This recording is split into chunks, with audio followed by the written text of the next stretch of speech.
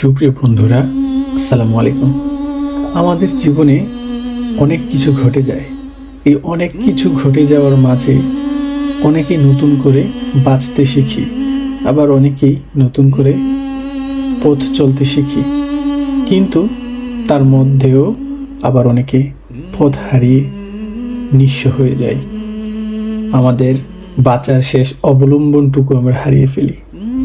এটা হতে পারে আর্থিক, হতে পারে মানসিক, হতে পারে দৈহিক। এই সবগুলো ব্যাপার নিয়ে আমরা যখন ভাবি, স্রষ্টার কাছে পরম আকুতি জানিয়ে প্রার্থনা করি, হে আমাদের রব, হে আমাদের মালিক, আমাদেরকে আপনি সহজ সঠিক পথ দান করুন। আমরা একটু আশার আলো খুঁজে পাই, নিজেদেরকে নতুন করে দাঁড় করাতে সক্ষম হই, নতুন সফলতার উদ্দেশ্যে ছুটে বেড়াই।